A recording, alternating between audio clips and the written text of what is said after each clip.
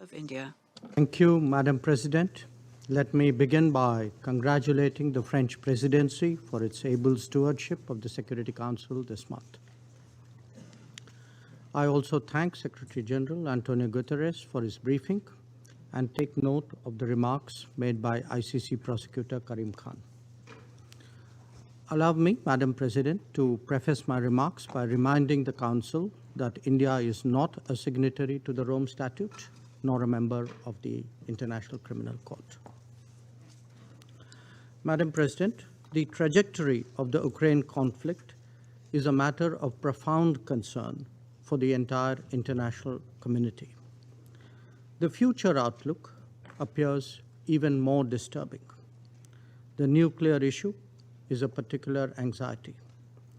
In a globalized world, the impact of the conflict is being felt even in distant regions.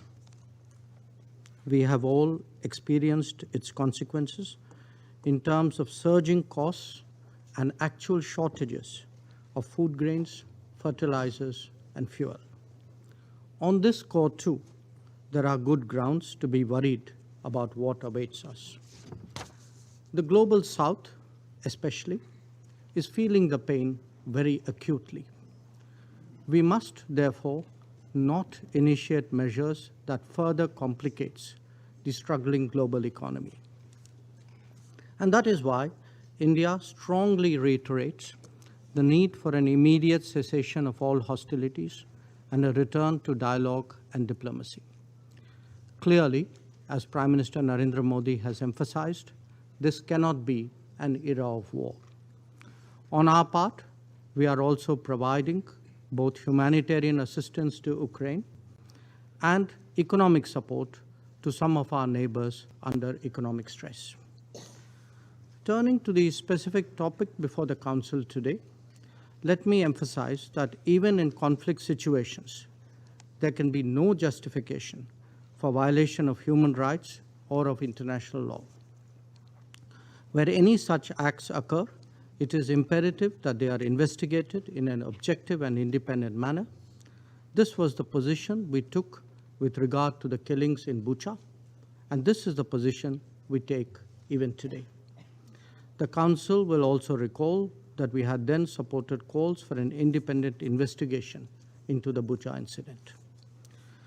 The fight against impunity is critical to the larger pursuit of securing peace and justice.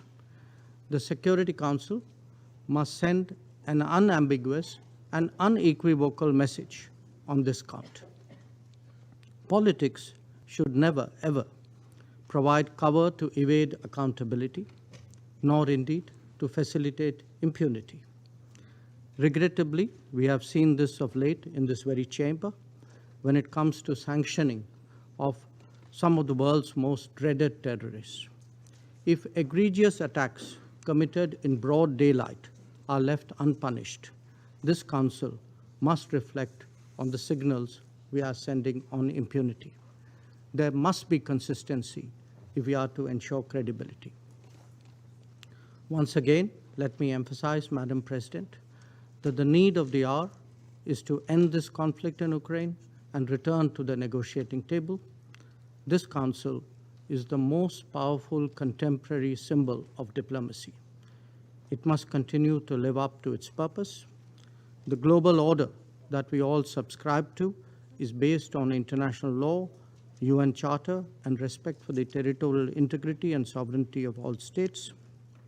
These principles, too, must be upheld without exception. I thank you, Madam President.